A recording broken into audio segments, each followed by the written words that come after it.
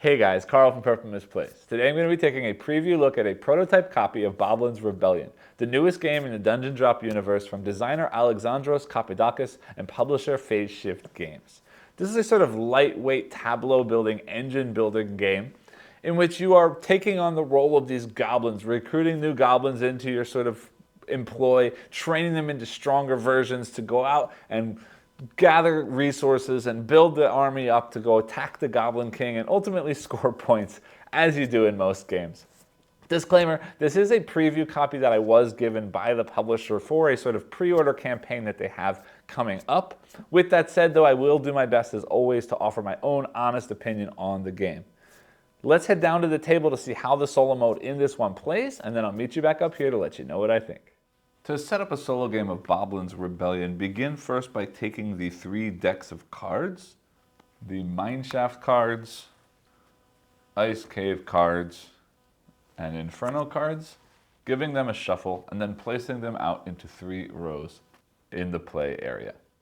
Then for this playthrough, I will also be using the optional Heroes Help deck, so doing the exact same thing with the Heroes Help deck, giving that a good shuffle, placing that out here, down here at the bottom, and then turning over the top 3 cards of that deck as well. Next, we need to take a player board, and this player board is double-sided. This is the sort of standard beginner's side of the board, and the normal side of the board looks like this, which is going to add in both the Heroes Help that I just showed you, as well as the Troll module as well. I will be playing with that too, placing that out like this. And then in the interest of space on screen, because I will be using this side here for a discard pile, I will be placing all of these goblin cubes off to the side over here, as well as these trolls for use with the Terrible Trolls module that I will also be playing with. Those will also go off to the side of the screen.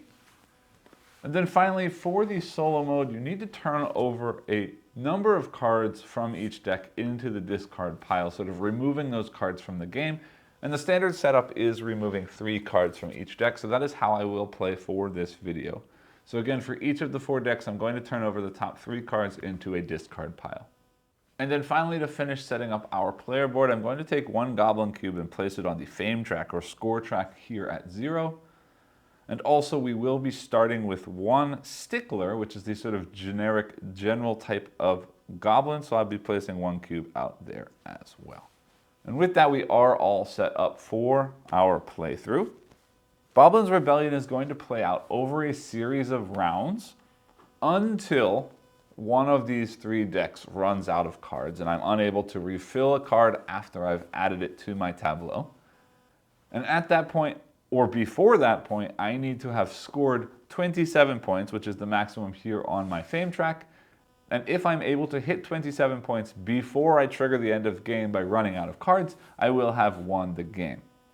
And I say rounds, but realistically each round is just consisting of my turn plus a simple cleanup at the end of the round in a solo game. And on my turn, as shown here in the top left corner of this player board, I will have 2 actions to spend. And there are 4 different main actions that I can take, plus an additional 1 action for the Terrible Trolls module and an additional 1 action on top of that for the Heroes Help module. So let me go through the 4 basic actions first, following the pattern here on the card. The first 2 actions are very similar, so I'm going to explain them together. And the first one shown here is going to be the Conquest action. And to help better explain this, or to show you what I'm pointing at on the player board, I'm going to use another one up close.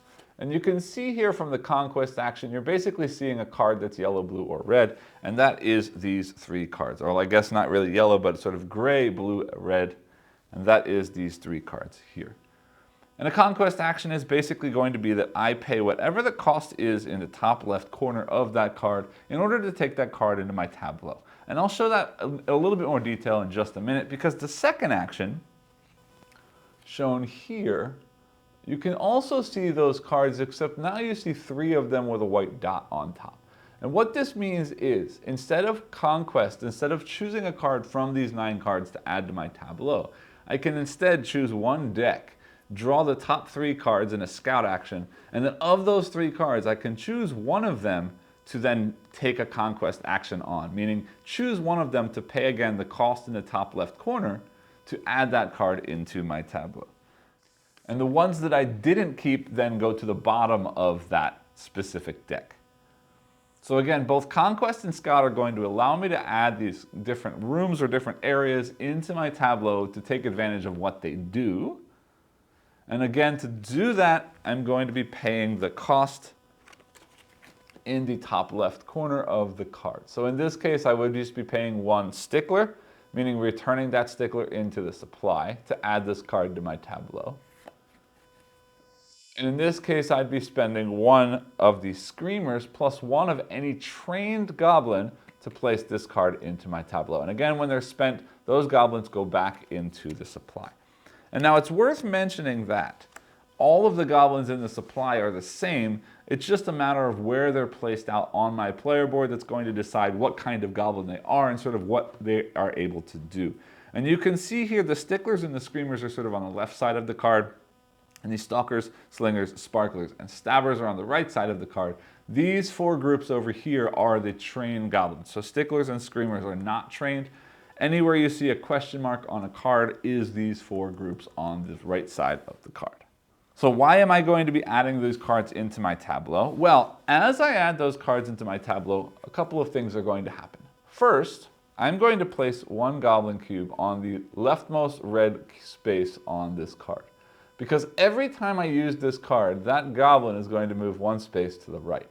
And when that goblin moves onto this X, this room is then destroyed, and I get whatever it shows here, but that card will then be flipped and become unusable in future turns.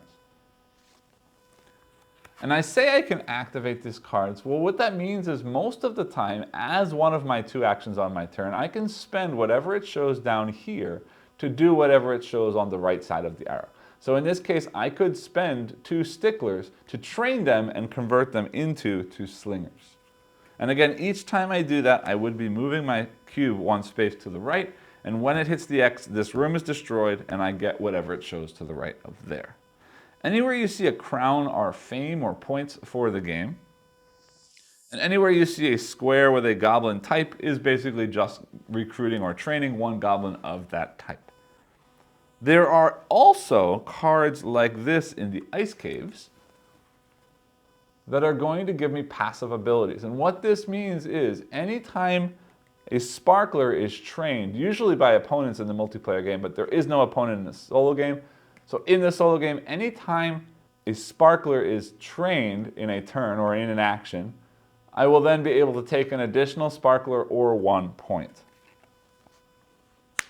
Same thing over here. Anytime one of those mining tunnel cards is added to my tableau, I would then be able to take a sparkler or 1 point.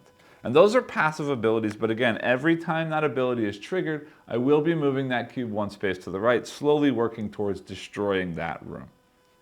So basically these sort of mining tunnel cards are going to be giving me goblins or training goblins to make them better at things. These ice caves are going to potentially give me passive abilities or be able to turn sort of one type of specialized goblin into another type of specialized goblin. And then finally, these Inferno cards down here is us going out to attack the Goblin King and scoring points based on specific things. And let me show you a couple of those so you can see how that works, because these are going to have one also special or unique thing to these types of cards. Because here you see 2 conditions. The top condition is what I need to do to activate this card. So here I have to place 2 sticklers in order to score 1 point. But you can see here there's a little plus symbol. And what that means is, in addition to spending 2 sticklers, if I spend 1 screamer, I will get an additional 2 points. So if I place 2 sticklers, I get 1 point. And if I place 2 sticklers and a screamer, I would score 3 points. In either case, activating that 1 time, moving my cube 1 space to the right.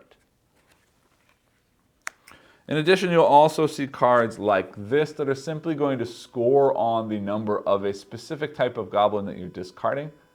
So in this case, 1 of these stalkers would score me 1 point, 2 stalkers 2 points, 3 stalkers 4 points, or all 4 stalkers would score me 7 points. And I say all 4 stalkers because you can see here on my player board, I can only hold 4 stalkers at any one time. And then anytime I add one of these buildings into my tableau from a conquest action, leaving a hole empty on the board, I'll then refill that hole with a card from that deck.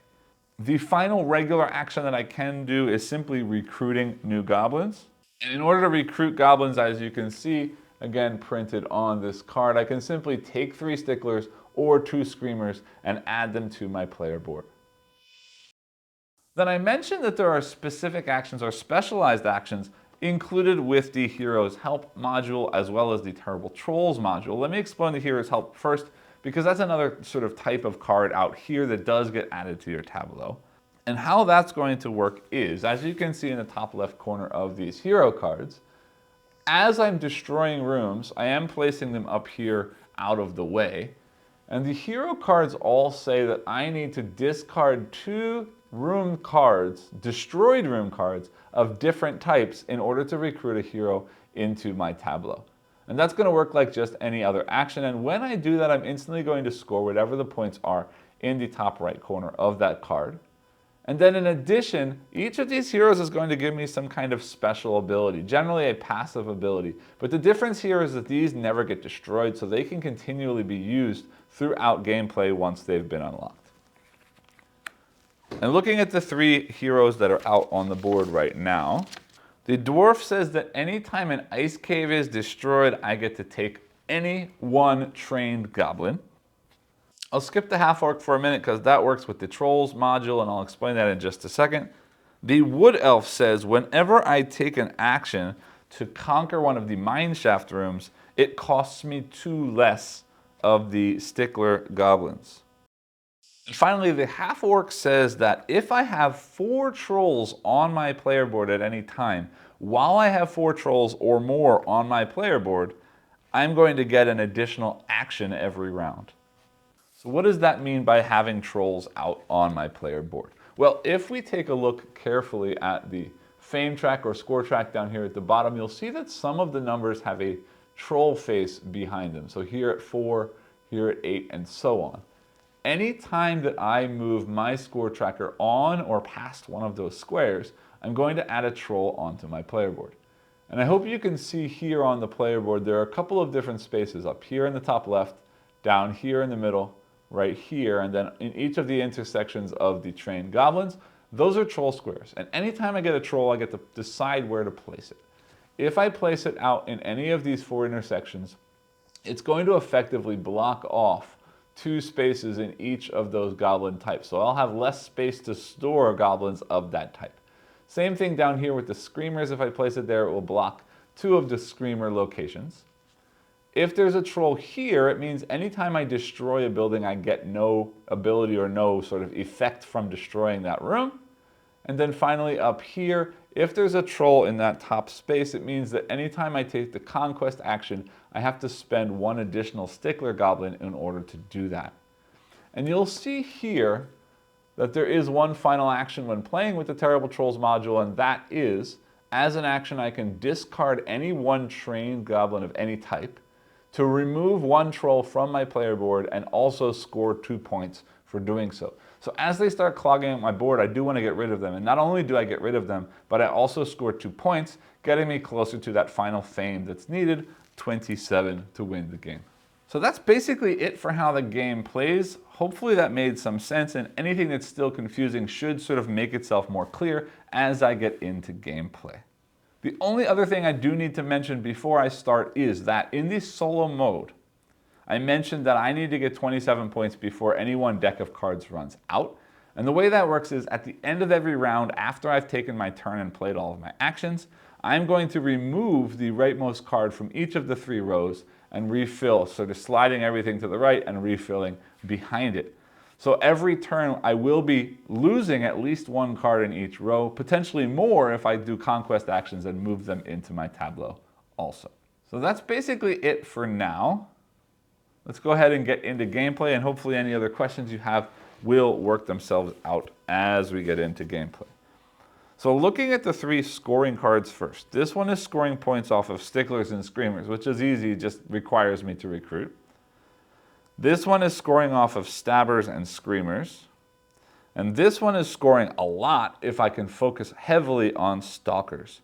So if I could find a card that gets me lots of stalkers, this would be great. Except, looking at what's available to me right now, this gets me slingers, this gets me slingers and sparklers, this gets me slingers, potentially stabbers, and more of these sticklers if I have some of those sparklers. So what I see is, I'm definitely focused on these slingers, which right now I don't have any scoring for, but that's fine because this will churn through as I go. So as I'm building up this, these are going to change anyway. So I want to focus on slingers. All three of these look great to me, but I can't have all three because one of them is going away at the end of the round for sure. I like this one a lot because it gets me lots of stuff quickly if I have those sparklers. And this one's getting me slingers and sparklers for screamers. And eventually an additional action, which would be cool. So I think for my first action this turn, I'm going to get rid of a stickler to take that card, which means then I place one goblin here on that destruction area, replacing that card. Well, there are some stabbers, which could work with that card, but I'm still focused on the slingers to begin with. Then, I see that I need screamers to make that work next turn. But also, if I want to buy that, I'm going to also need some sticklers. So I'm definitely taking a recruit action. The just question is, which one am I taking? And I think I'm going to stick with the sticklers for right now. So we're going to place out 3 more of the sticklers out on the board. And that is the end of the first round. These 3 cards go away. These all slide down like that. We fill in with 3 more cards.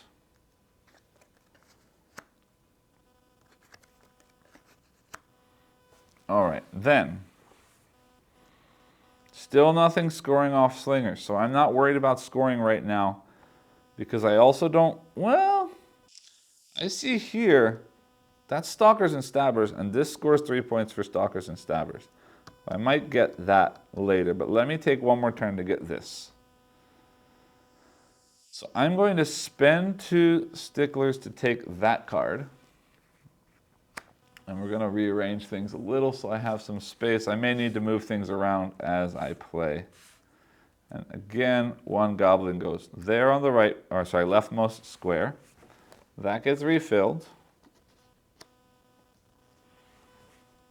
Then I'm going to recruit some screamers. So I get 2 screamers here like that. End of the round, these go away. Sliding down, sliding down, sliding down, flipping cards over. Stabby stuff. Huh, this is every time I get a red card, I get a stalker.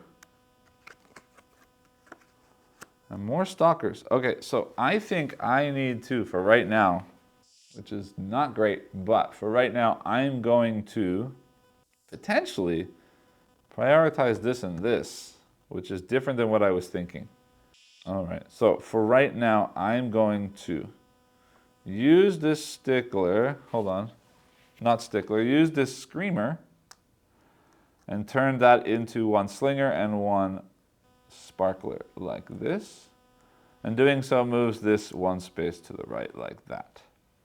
Then for my second action, I'm going to get rid of that sparkler and take this one here that scores off stabbers and stalkers, like that. Again, placing 1 cube out like this, refilling. Then end of the round, these all go away like this. These slide down, these slide down, and these slide down, and things just got a little interesting for me.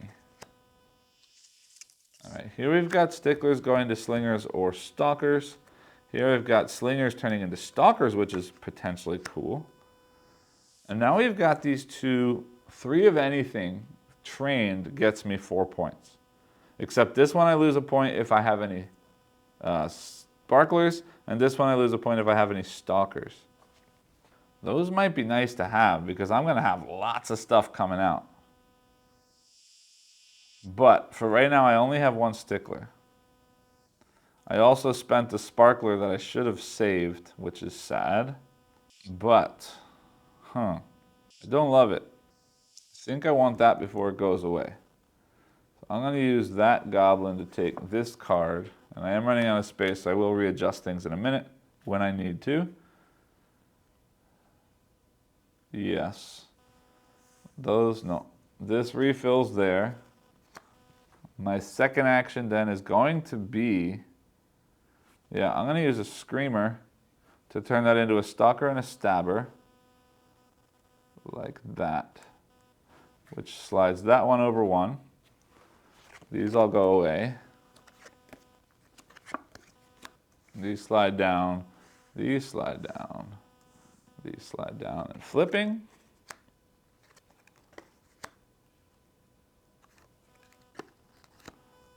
All right. Slingers and stalkers for 3 points, plus screamers get me 2. That's not bad. But for right now, I'm going to score once. So a stabber and a stalker gets me 3 points. So stabber and stalkers go. That slides over. I get 3 points. 1, 2, 3. That's my first action. My second action, I need to focus on doing the same thing again and again so I can get rid of some of these room spaces. I'm going to simply recruit 2 screamers, placing those out like that. These cards go away. These all slide down.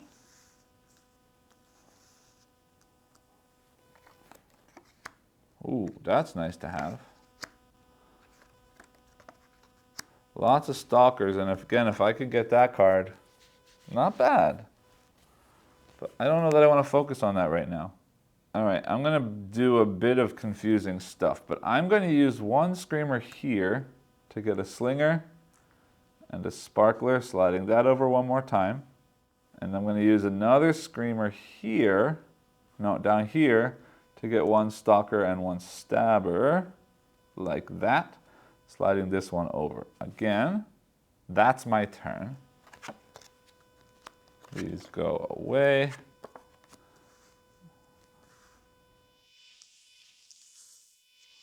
And then we turn over again.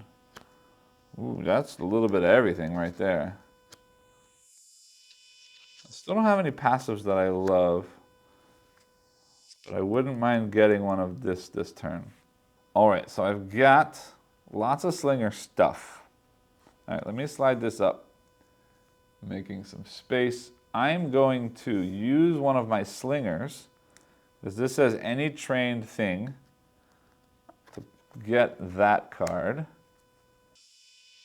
And again, I'm using a stalker and a stabber, moving that over and getting 3 points again. 1, 2, 3, passing the troll at 4. Means I need to place out a troll. I don't want to block off any slingers because I'm going to start having lots of those coming to me. So I will do that, blocking off half of the sparklers, and half of the stabbers, replacing that one. Then all of these go away.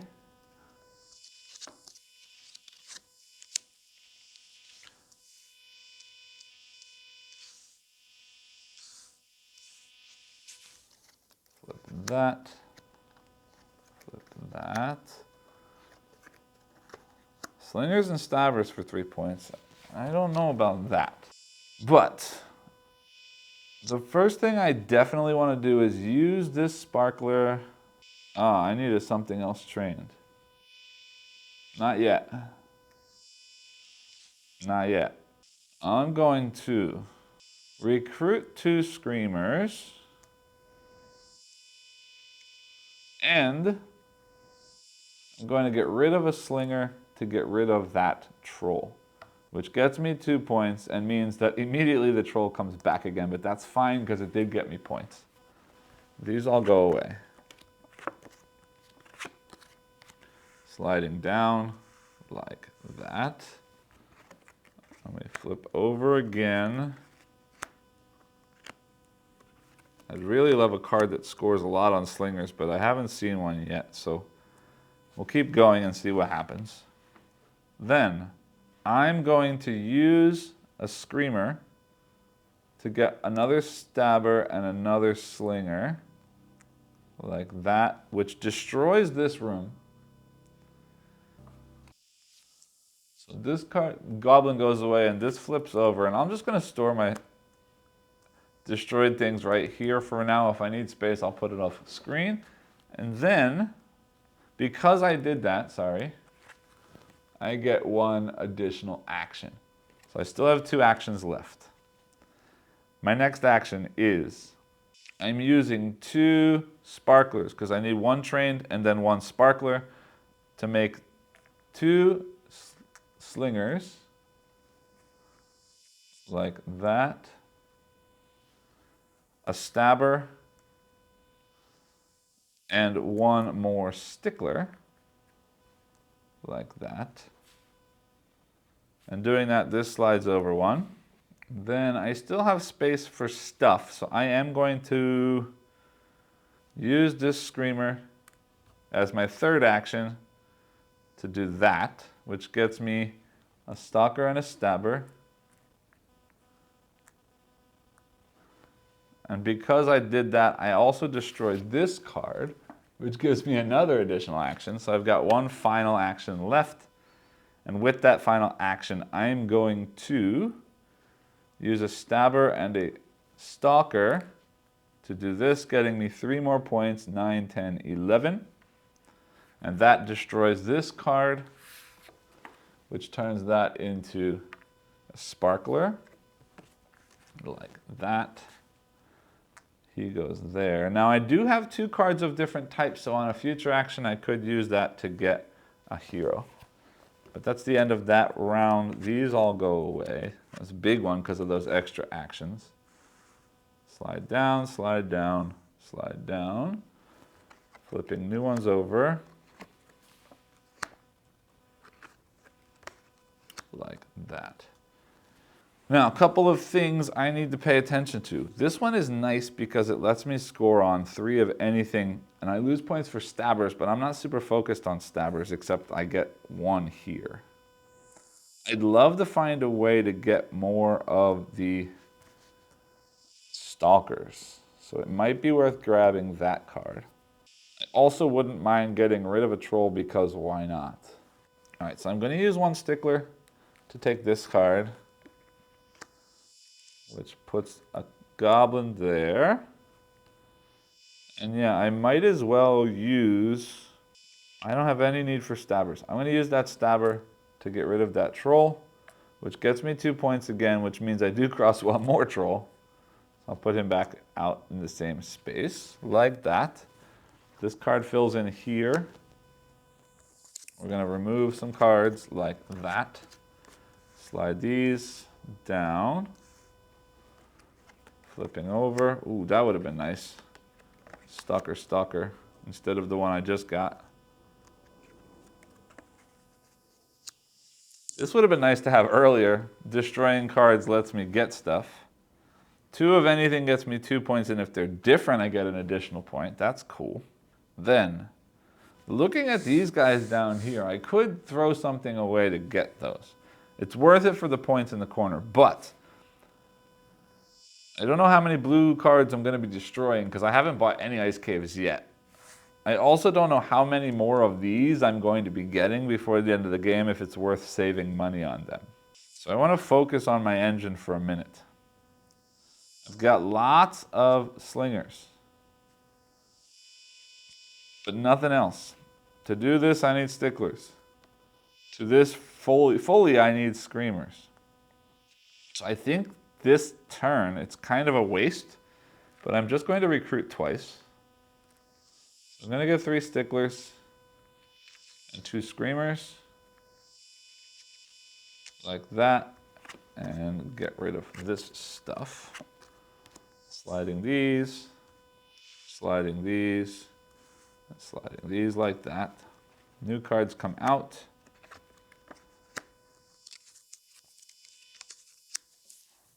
All right, then I did that so I could use one of these, sliding that up to train him into a stalker. And then I'm going to use a stalker, one of these slingers, and one of these screamers to trigger this one, getting me 5 points. 1, 2, 3, 4, 5, and I crossed one more troll, which I will place out on, yuck. I don't really need that many sparklers or stalkers. So doing that, those 3 are blocked off on sparklers. I've got 1 spot left that's got that guy in it. That's fine. Yeah, and that's the turn. So these all go away. Sliding down, sliding down, sliding down, and flipping over.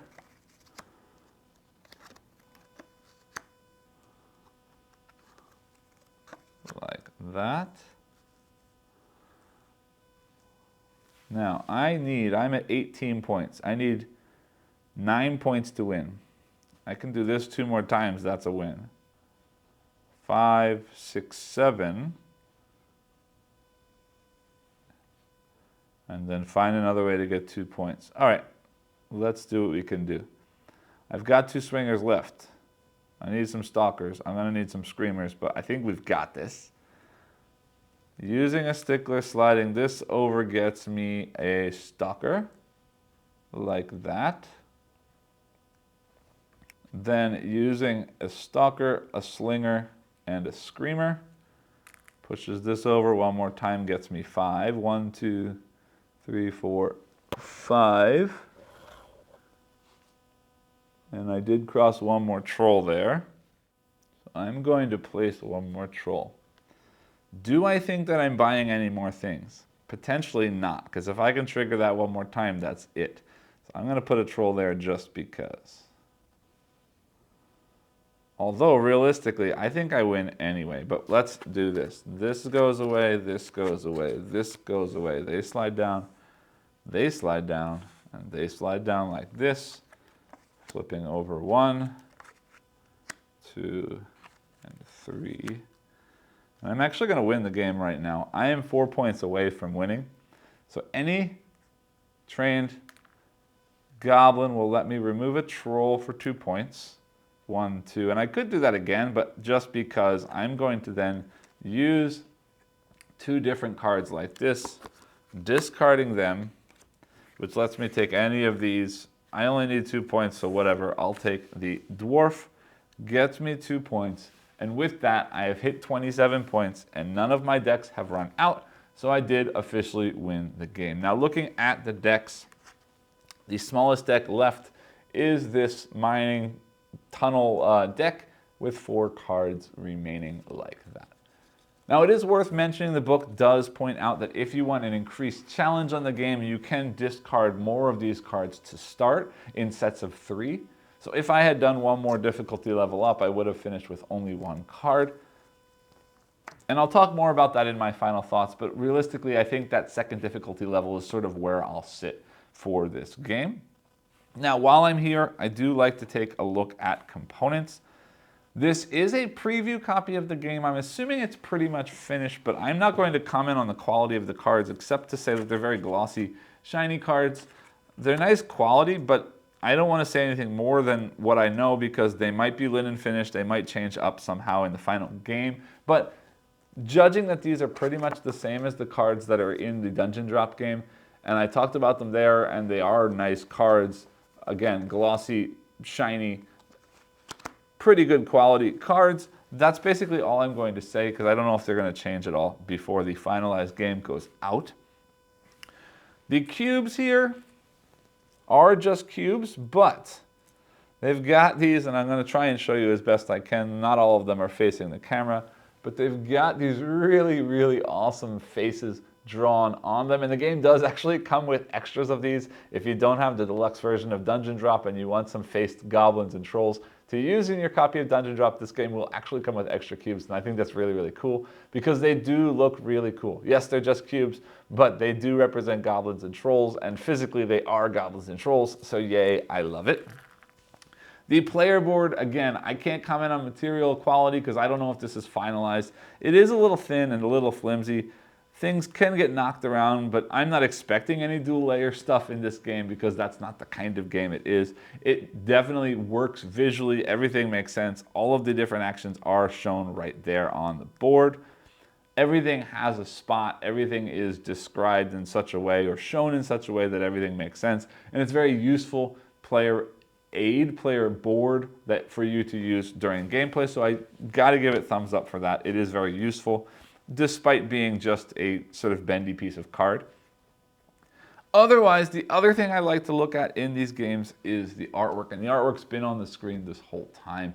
Again, just like I said when I did my review of Dungeon Drop and the expansion for Dungeon Drop, I love this artwork. I thought Boblin was a very cool character, this guy here with the smile.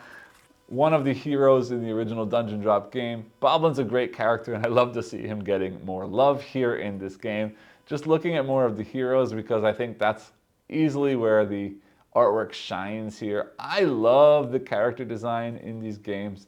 I love the art that keeps coming out in this universe.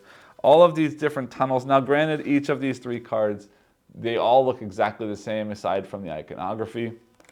But I don't care. It looks really cool. The card backs have some nice artwork on them. The different locations represent the different locations. Yes, they're all the same, but effectively, you don't want them to look crazy because it's going to be hard to keep track of things. And everything, iconography and so on, makes sense, and it's very easy to follow what's going on the table at all times. I'm a big fan of how this stuff all looks. Now, meet me back up top, and I'll let you know what I think about the gameplay itself. Welcome back. I hope you enjoyed the playthrough. So here we are, another game in the Dungeon Drop universe. If you follow my channel, I did just recently put out a review of Dungeon Drop with its expansion, both the solo and co-op modes in there. If you haven't seen it and you're interested, definitely take a look at the link at the top. But this is another game in that universe, but completely different here, as this is not a dexterity game. It is an engine builder, sort of tableau building style of game. But I am a fan of the universe. I am a fan of the characters in this game. So I was very excited to see what's coming next. And I'm a big fan of engine building games. I'm a huge fan of games like It's a Wonderful World, where you're getting resources and using resources to build new things. And this is kind of similar in that regard. So I was very excited when I heard there was a solo mode to this game. And I was also very excited when they agreed to send me a preview copy of this game so I could try it out myself. I want to talk first about the core mechanisms of this game, that sort of engine builder, tableau building idea, because I really do enjoy what's going on here. First off, just looks-wise, cutesy-wise, I do love the characters. I love that the goblin cubes and the troll cubes from Dungeon Drop have come back and sort of have a physical use in some kind of mechanism in a game, and them being sort of the resources that you're using in this engine building thing or in this engine building mechanism is something that makes me smile right off the bat. But let's talk more about the mechanism itself. So basically what you're doing in this game is you are sort of collecting different types of goblins and then using those goblins to train them into other different types of goblins to then also sort of potentially use those goblins to earn points or to sort of set collect. You're kind of doing resource management set collection of getting the right sets of goblins to send them off and score points based on those goblins. It's the sort of core mechanism. There are sort of 3 different kinds of buildings, or in this case rooms, in the sort of layer that you're building that give you different kinds of things. You've got the sort of normal one that uses sort of basic units and trains them into stronger units. And those are your mine shaft cards. And those very simply are going to, as I said, take those sort of very standard units that you can just recruit on your turn and turn them into something better.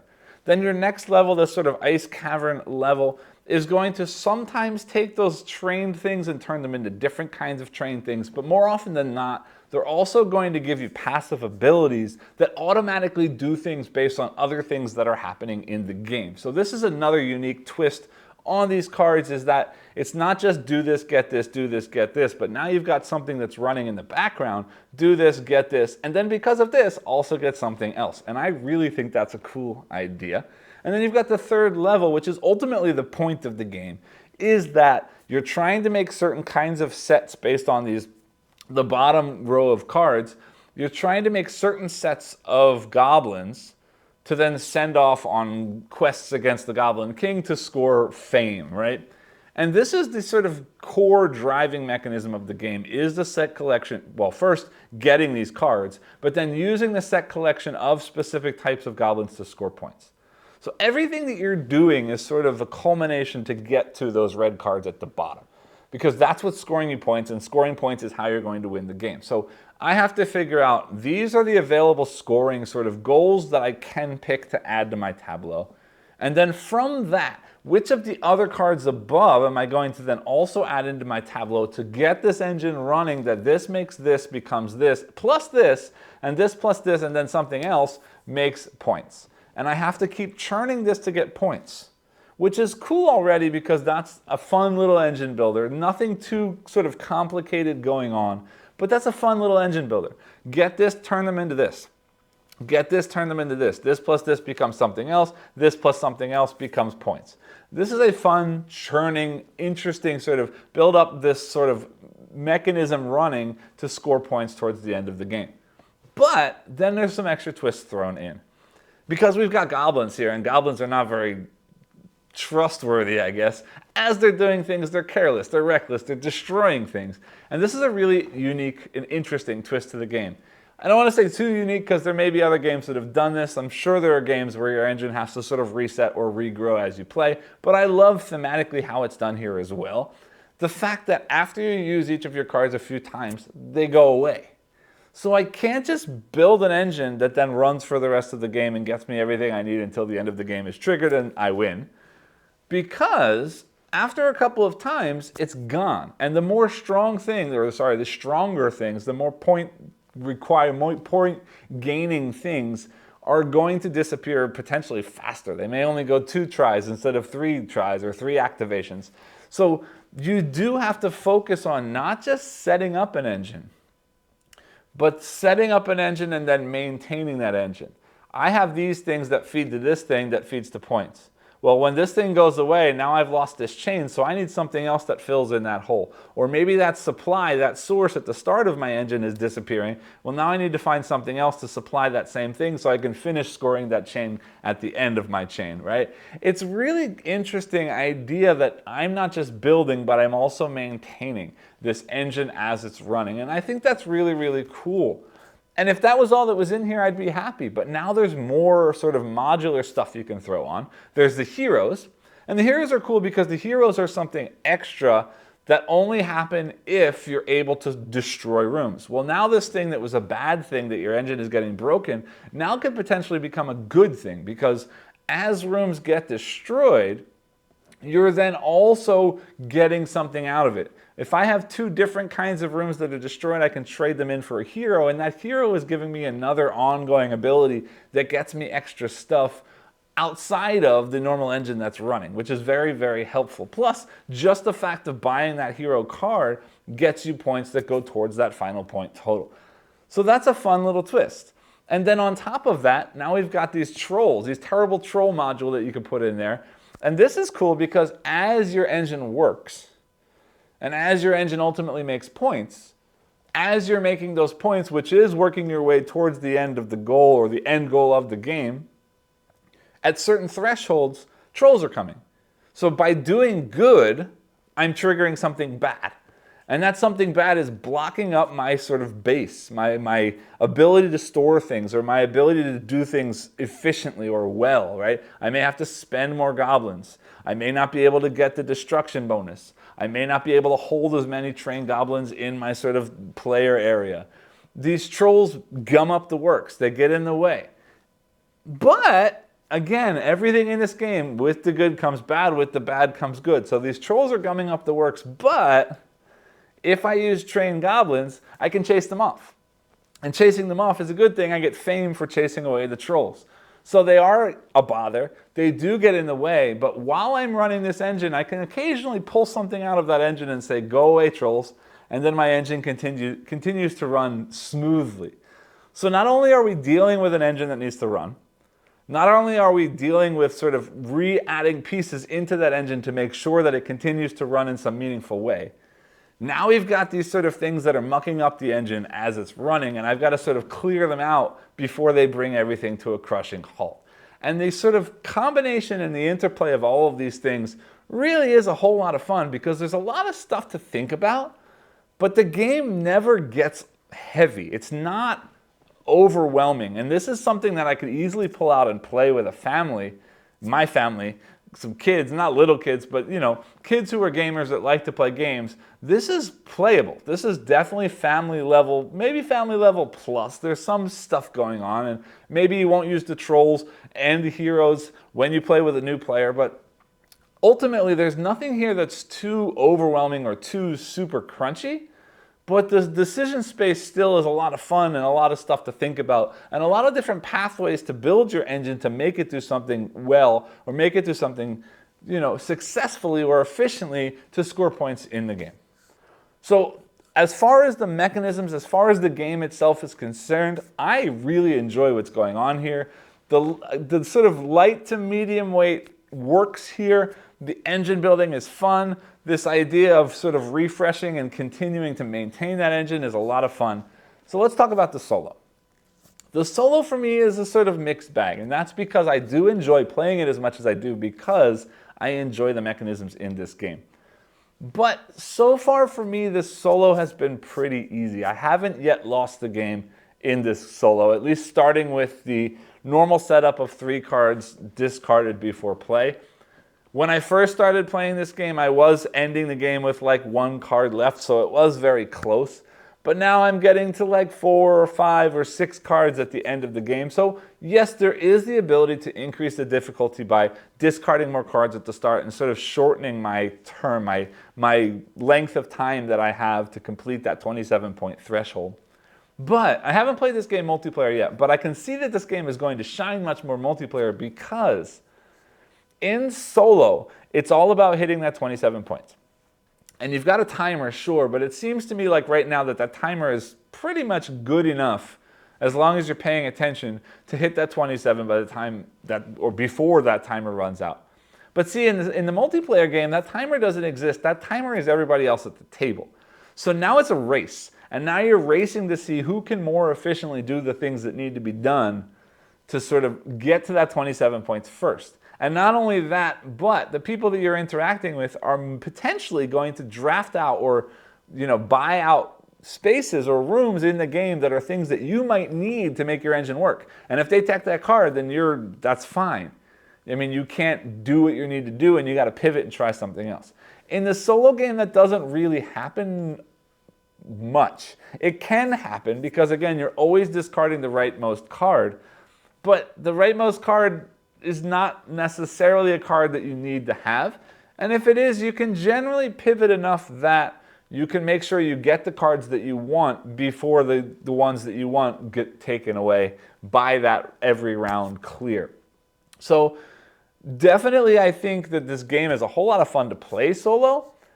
Definitely I would discard probably 6 cards at the start. I might even do the 9 and call that the true mode. And really, I don't know that I would have succeeded much in this game, if at all, at 9 cards. But 6 cards, you know what? 6 cards might be the right threshold. Instead of 3, 6 seems like a decent sort of normal threshold for whether or not you win the game. I still would have won the game most of the time, but not all of the time at that 6-card threshold.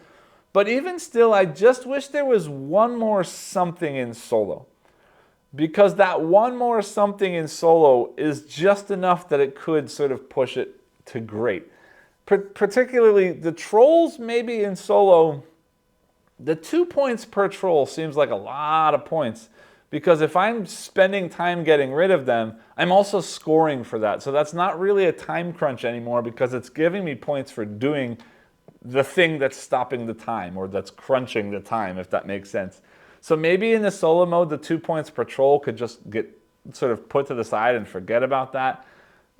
Now also the heroes do make the game a little bit easier, so maybe play without the heroes. Or maybe I decide that I enjoy the heroes, so I'll always play with the heroes, but that's what makes the 6 cards starting at the beginning. So realistically, the solo is still a lot of fun, but I think there's some difficulty tweaking, and I'm not sure that it's the publisher that needs to do the tweaking. It might be each individual player who's playing this game sort of sets the difficulty level at a threshold that's comfortable for them, and then does their best to try and beat it. Or treat it like a beat your own score kind of mode, and count how many cards you've got left at the end of the game, and that's your score. And the more cards you finish at the end of the game, the better your score is. That doesn't change the game at all, but it sort of gives you an ability to sort of better yourself without having to arbitrarily tweak the difficulty level at the start of each game. One other thing that I'd love to see come out for this game, and I don't know it's something that the publisher would focus on because clearly solo is always sort of an addition to the game, and I think this is going to be a whole lot of fun multiplayer, is that I'd almost love to see some kind of solo goals involved so that every time I play the game, I might have to try something else. So like score 27 points, but also achieve this thing. Score 27 points, but also achieve this different thing. Because what that means is that every time I play, it means that I have to try something new. And that's always something I love to see in a solo mode. So even as a player, as a fan of the game, we may come together as a community to come up with that. For example, score 27 points, but 10 points has to come from passive abilities. Or, well, passive abilities don't score directly, but you know what I mean. These kinds of goal things. Score 27 points and make sure there are no trolls left on your board at the end of the game. Things along those lines would be very interesting to see because it does add more sort of goal-focused score game end rather than just can you do this thing that seems to be somewhat easy. Anyway, I'm rambling. The point is, I really enjoy the mechanisms in this game. I'm not sure I'd buy it for strictly solo, but I will absolutely keep playing it solo, and I think it's going to be a whole lot of fun as a multiplayer game for sort of all levels of gamer. So I'm very happy with what I see here, whether or not the solo is my absolute favorite solo. I've been having a lot of fun with it. I hope that this video is helpful for you. If this seems like something you'd be interested in, I'll put a link down below to the sort of pre-order website that they've got loaded for this. As always, if you did like this video, I do ask that you like, subscribe, and click the bell icon below, and I'll see you all next time. Thanks.